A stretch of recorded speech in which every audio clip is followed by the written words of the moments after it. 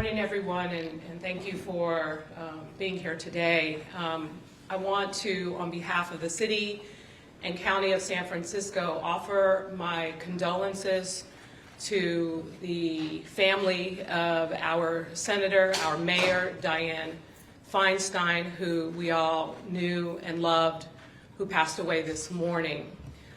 Today, we take a moment to pause and reflect on her legacy, but I want to make sure that we talk about especially all the extraordinary work that she did to lead our city for so many years during very challenging times. Today, we have lowered the flags in our various city departments and fire and police stations and other areas to half-mast in her honor. We will have a book of condolences for her, for the public to come and to sign. It will be located in San Francisco City Hall on the 4th floor for visitors and others to come by, to take a moment to reflect and to pay their respects. And I just want to take us back to a very challenging time in our city's history. Many of us remember in the 1970s, in 1978 in particular, when we were still struggling with what was happening during the massacre of Jonestown. Senator Dianne Feinstein was at that time president of the Board of Supervisors, and the city was hit hard with the loss of over 800 people. And less than a little bit after 10 days, then we had, unfortunately, the assassination of Mayor George Moscone and Supervisor Harvey Milk. And instantly, our then president of the Board of Supervisors became the mayor.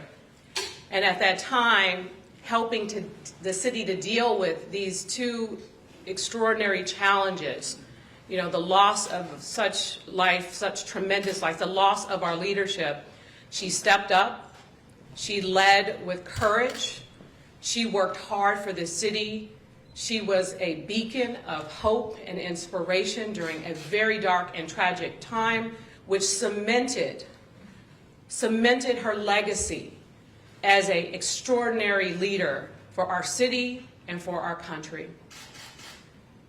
Dianne Feinstein never stopped being mayor. She was mayor in San Francisco for about 10 years before she became our senator. And I want to just talk about what she meant to San Francisco as a mayor, leading us through tragedy during a dark time, focusing on the important things that matter to communities, that matter to our city, pushing policies and legislation, and bringing excitement and joy. We just celebrated the 45th anniversary of Pier 39, and we talked about Senator Feinstein and her work and her visionary leadership and how Pier 39 exists because she was willing to take risks despite all the pushback that came with moving forward with such an extraordinary project, one that we now enjoy as one of the second largest tourist attractions in San Francisco after the Golden Gate Bridge. She also was a champion for our cable car system. The cable cars were invented in San Francisco.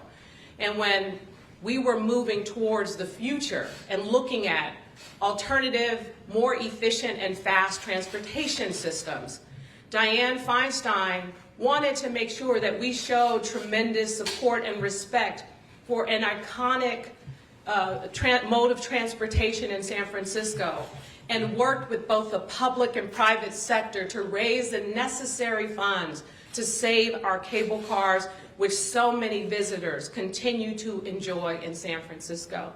You can't think about San Francisco without thinking about Dianne Feinstein and how she has consistently been a champion for people, for neighborhoods, for bridge building, for all the things that have made our city such an incredible city over the years. And I want to just also take us back to when I was a kid. And when I was excited about playing for Dianne Feinstein, the mayor of San Francisco, the first woman mayor of San Francisco, I was in the Ben Franklin Middle School band. I played French horn. And we worked so hard to get ready to play for her right here at City Hall. We were known as Dianne Feinstein's band. Anytime there was any event, activity, or what have you, we basically were chosen as the band to perform for any occasion. And I remember begging my grandmother, begging her to get me some new pantyhose. I remember begging my grandmother for something new to look nice for the mayor. And she, in fact, bought the band sweaters that we wore that day. The band sweaters that we wore so proudly. And there was a level of pride to be in front of the mayor, to watch the mayor witness us play, and to be, she was so proud of us, and she said so, and she took the time to talk to us, express how amazing we were, and to remind us that we were her band. Jack Martins was our conductor, he was our teacher, he was our friend, he loved her so. And in fact, when the 49ers won the Super Bowl, and she loved the San Francisco 49ers, they had a big celebration at the Fairmont Hotel, and you know that the Ben Franklin Middle School band was right there to play for her. She stopped by to say hi to us. She made sure she brought over Joe Montana, and let me tell you, that was one of the best moments of my life. I still remember it today. Growing up in San Francisco, she was always someone we looked up to, so much so that when she ran for senator, we helped in her campaign. I remember doing the envelopes and doing whatever it took. She was the first woman to really step out and to do this extraordinary work, both as president of the Board of Supervisors, as mayor of San Francisco, as the senator for the state of California. And just last night, she was on the Senate floor casting votes because she truly believed in doing her duty, being an extraordinary public servant, and it is clear that she cared about making a difference in the lives of so many. One of the first things that she did when she was on when she began to serve as a U.S. Senator, we were experiencing in 1992 the tragedy of what happened with 101 California. And the work that she did to get an assault rifle ban in place was extraordinary, especially at that time. She did it because she knew how important it was. She was constantly courageous, and she continued to push the envelope, build relationships across the aisle. She worked hard to work with other people because ultimately she wanted to accomplish things. She is truly a role model.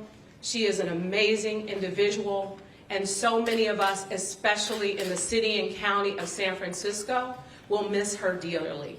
It wasn't just because of the work she did. It was because of the love and the compassion that she shared for so many people. And before I open it up to questions, I'll just say, you know, Dianne Feinstein never stopped being mayor.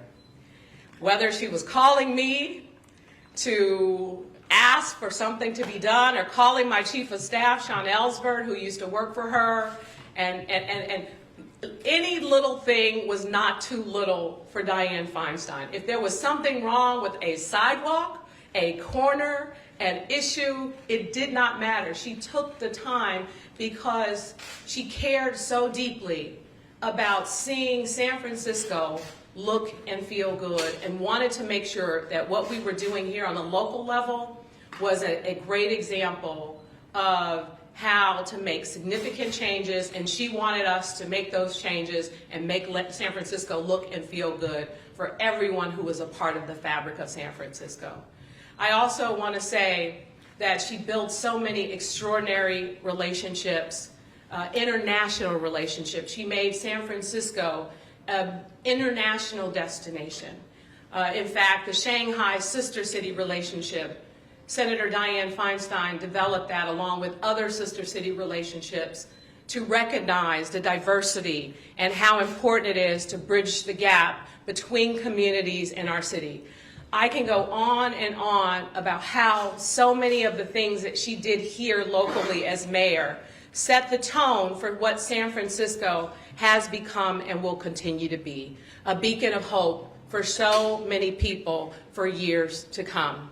And so I want to again thank you all for being here to recognize Senator Dianne Feinstein and her legacy in San Francisco. We are again honoring her by lowering the flags at half-mast. We will have a condolence book on the 4th floor at noon for people who want to visit and sign the book and pay their respects. We will share that book with the public, and we will share that book with her family.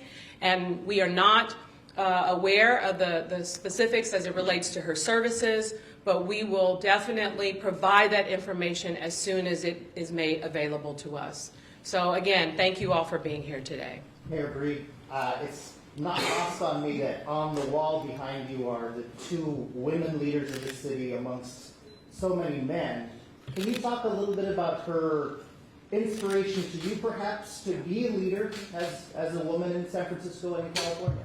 Well, I remember when I was president of the Board of Supervisors and sadly Ed Lee passed away. And one of the first calls I got was from Senator Dianne Feinstein.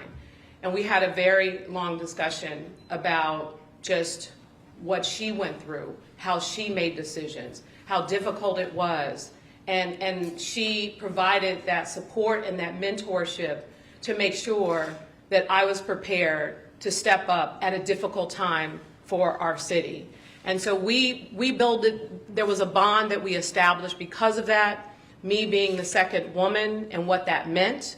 You know, she was very proud and very happy to see me in this role. She supported me wholeheartedly, and we had regular discussions over the years about different things related to San Francisco. Of course, many of her ideas of what could be done, but it was not ever lost on me. You know, becoming mayor for me was just incredible. I never thought someone like me from public housing could be mayor, and we talked about even the work she did across the street from the projects I grew up in. The Pink Palace was notorious, even more so at the time than where I lived, even though they both were pretty challenging.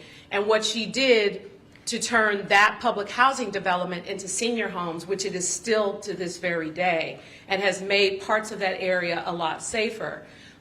So we had a great relationship.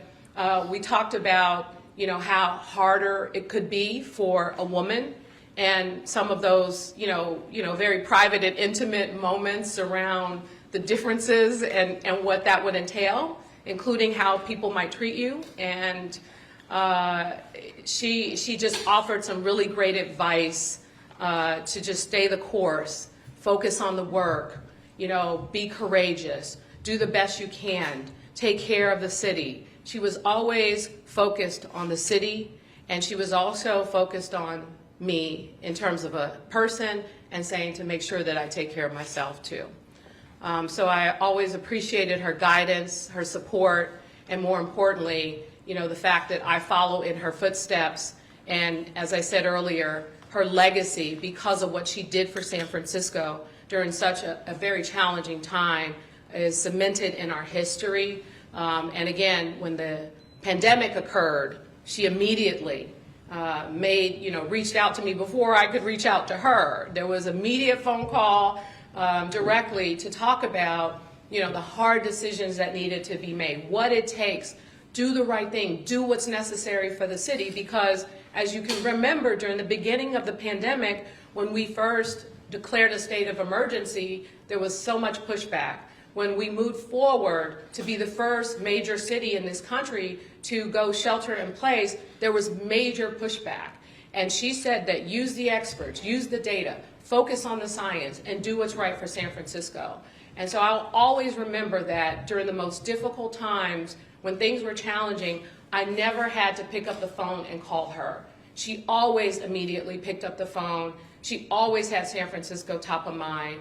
And I know that her legacy is what she did for the city, what she did for this country, and how she was a constant inspiration and strength for so many of us, especially women who are looking to seek office, women who are moving forward in this political world, or who are too often challenged in other ways. I mean, she stayed the course, and can you imagine in the 1970s? I mean, she first became a member of the Board of Supervisors in 1969, the work that she did and had to do to get to any place. She even when she lost a campaign, that was a source of inspiration. When she lost, when she ran for mayor, when she lost, when she ran for governor, she did not give up. She did not walk away. She stayed the course. And look at all the extraordinary work that we benefited from because of her commitment and her courage.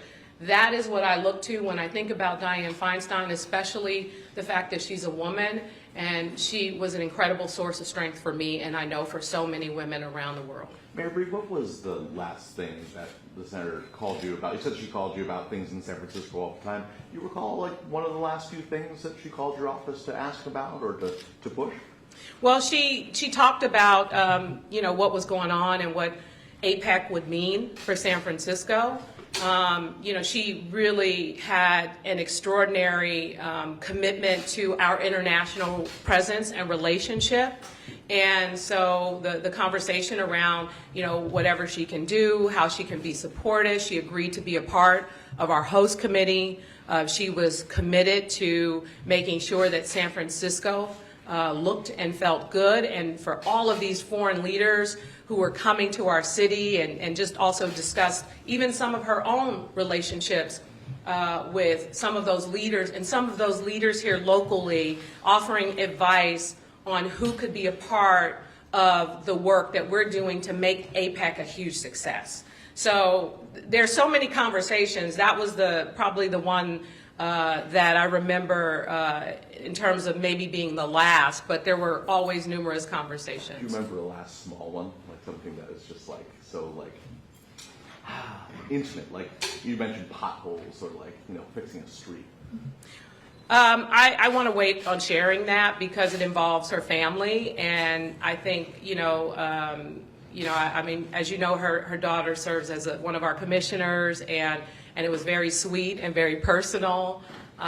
So I really appreciate all that she's done, all the advice she's provided, but most of the time it was always about the city, always about what I needed to do in a very loving way, and she was just really an amazing source of strength. So I will always remember and appreciate her so much. Mayor Breed, obviously today is a day of remembrance and mourning. However, the governor does have a major decision to make regarding Senator Feinstein's replacement. Have you spoke with the governor about that yet? Do you have any thoughts of some of the names being mentioned? And you yourself are being mentioned as, would you accept that position if Governor Newsom asked you to? Well, I will just say that today we need to make sure that we take a moment and focus on Senator Feinstein's legacy, and that conversation could be saved for another day. I want to really truly make sure that that's the governor's responsibility, and I'm sure he is already working on it and doing what he needs to do. But so many of us, including Governor Newsom, had great relationships with Feinstein and her family, and we want to take a moment to just really make this about her legacy, and everything she's done before we move to that chapter. Mayor Breed, can you speak to when you first heard the news this morning, what went through your head, some of the emotional side of that? Well, some of the first thought to me was her family, her daughter, her granddaughter, and, her close friends and the people who really loved and care about her. I also thought about my chief of staff who worked closely with her as well, and just what people were going through and what that would mean. I thought about some of the other mayors who, I had a chance to reach out to and had a conversation with former Mayor Willie Brown. I received a number of phone calls, text messages, and just, really thought about, all the people that loved Senator Feinstein so, and including so many San Franciscans. I mean, again, we were at Pier 39 yesterday, and her name was mentioned. We were celebrating the anniversary of the cable car, and her name was mentioned. Like, all of these things that she had a role in various capacities, you know, she really is a part of the fabric of San Francisco. So what went through my head is how important it is that we do justice to her legacy, how important it is that we show respect to the people who loved her so much, and it was also really important that we give the public an opportunity to express themselves, because there are so many people that have feelings about what they want to say. And I mentioned earlier how I played in the advanced band at Benjamin Franklin Middle School, and how I was thinking about Mr. Martins and people who played for Dianne Feinstein, people who I grew up with. And so I know there's a lot of feelings and emotions going on, and I just think it's so important today that we really, truly try to focus on Senator Feinstein and her legacy. Do you know what opportunities there will be for the public to mourn her here in San Francisco moving forward, when there will be a funeral or any services? Yes, and I said earlier, today we will have a condolence book on the 4th floor at noon for people to come by and to sign. We moved it upstairs. We wanted people to have a peaceful place. There's a lot of activity still going on in City Hall. On the first floors and other areas, and that is the most, you know, quiet area of City Hall, which is why we're putting it there. That'll be at noon today.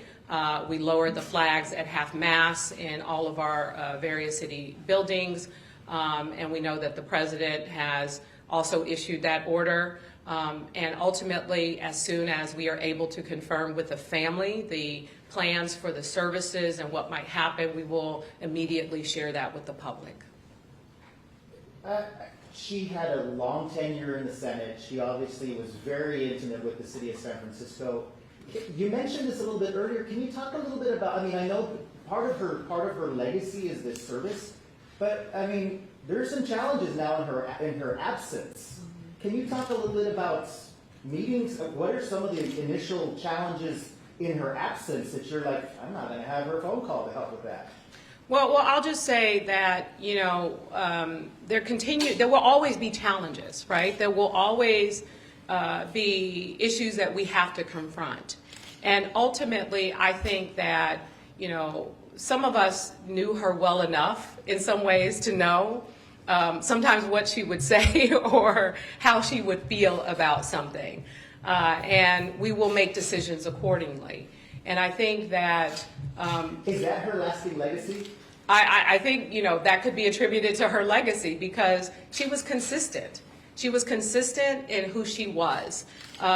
She was, you know, just really a constant presence of strength.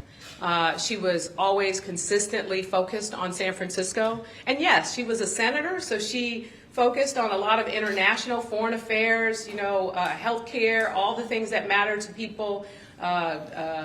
Changes to our gun laws, trying to work with Republicans and, you know, supporting Democratic causes. So we know it was not even a question about who she was. And I do think that that is definitely a part of her legacy. You mentioned she was very focused on San Francisco. What are the main issues that she would talk to you about recently that she was concerned about with San Francisco? Well, mostly, I would say, you know, again, APEC was something that she cared about and what that would mean for the city. She wanted us to, you know, continue to stay the course on the work that we were doing in the Tenderloin community and what was happening there. You know, she was, you know, not, you know, happy about sometimes some of the criticism of San Francisco, mostly because, you know, some of it was not necessarily entirely accurate. And sometimes felt like San Francisco was, you know, being used in the political arena in an unfair, unjust way. But ultimately, it was always, you know, something related to the city. And sometimes it was something small, and sometimes it was something large. So it varied. Every issue varied. Whether it was, you know, I'll give you an example of one that she worked so hard for. She had a great relationship with former supervisor Willie B. Kennedy. And so when we were fighting for neighborhood preference, I wasn't even mayor, I was on the board of supervisors. And her office, I mean, and this is the Pink Palace, the place where it was, she spearheaded the change from what it was to affordable housing for seniors. And when we talked about adding another, 98 units on the property, we wanted to use neighborhood preference to ensure that residents had access to those units. And let me tell you, she was very aggressive about helping us get to yes when HUD told us no. So that is really just what she did. It was helping us with various issues, agreeing to be part of the solutions of the things that we're trying to do. So it really varied. When we needed either a letter or some support for financial resources, when threats of our support was being made for our transportation. I remember when Caltrain was in jeopardy of losing some already awarded critical funding, and Feinstein was very aggressive, meeting with other senators to push back on that and to get those monies saved. So it was both the things related to San Francisco, but also just the work that she had to do as a senator, and always be willing, there was never a time when we reached out to her and her office, there was never a time that she said no. When there were things that San Francisco needed as it relates to policy, as it relates to funding, whatever the case is, those were also things that she worked very hard on. Mary, you keep saying stay the course. Is that something that she told you frequently? Oh, definitely. I mean, stay the course is, the work has to go on. And, she was casting votes yesterday. She was casting votes on the Senate floor yesterday. This is what she wanted to do. She wanted to fulfill her obligation that she made to the people of the state of California. She wanted to keep going and do her term, and she did it to the very end. And that is, again, truly a testament to her strength of spirit and also to her consistency in wanting to see the work get done. Do you think it was unfair sometimes people asking that she should consider retiring? I mean, you're talking about her voting all the way up to the last day of her life. That was some of the calls in the last few years. Do you think that those calls were unfair? I think, unfortunately, it was disappointing to see, the overwhelming support and the push in that direction. Again, going back to what she's done, her strength, and especially as a woman, because, sometimes you don't always see that happen in the same way for men who are in the Senate. And ultimately, I think that she did what she felt was best to do, and she, I think, in her last vote, demonstrated that she was going to do exactly what she wanted and needed to do to the very end. People have been talking negatively about San Francisco quite a lot on the national level recently, especially from critics, saying, San Francisco has lost its specialness. She often spoke in fall for recognition of San Francisco especially. Can you talk about that? Can you talk about any conversations you had with her about keeping San Francisco vital? Yeah, and I'll just say again what I said earlier, just in terms of how nowadays the desire to find something in San Francisco and San Francisco used in that way, and part of the conversations around the political people who have gone on to do, like Senator Feinstein, Kamala Harris, who's our vice president, Gavin Newsom, who's our governor, and who, these are really, really incredible people, who come out of San Francisco, who become trailblazers and leaders on a national stage in our country. And the belief that San Francisco is, unfortunately, sometimes the target, because the goal is to stop that from happening and to stop the various people who come out of San Francisco and end up in these extraordinary positions from being as effective, and to point to San Francisco in that way. But the fact is, we all know, and people especially who come to San Francisco, we all know that you know, San Francisco, like other major cities, experience challenges. And in fact, I was downtown at one of the office buildings meeting with some folks who work there and a person who moved here from New York. And, you know, he said, because people, he's like, they're always saying, well, what's, you know, is everything okay? He's like, this is better than New York. This is better than what I've experienced in any other major city. And he said, I'm not saying that there aren't issues, but in comparison, it's not what people think, especially in all parts of the city. There's you know, just a narrative that has been created out there with many people who have not been here, and sometimes press who don't live here, who don't walk the streets, who don't catch the buses, who don't have the everyday average experience of San Franciscans. And so my hope is that, you know, with what she did and what she, you know, did, you know, to talk about, to elevate San Francisco, because she, you know, she was in DC, but she was in San Francisco.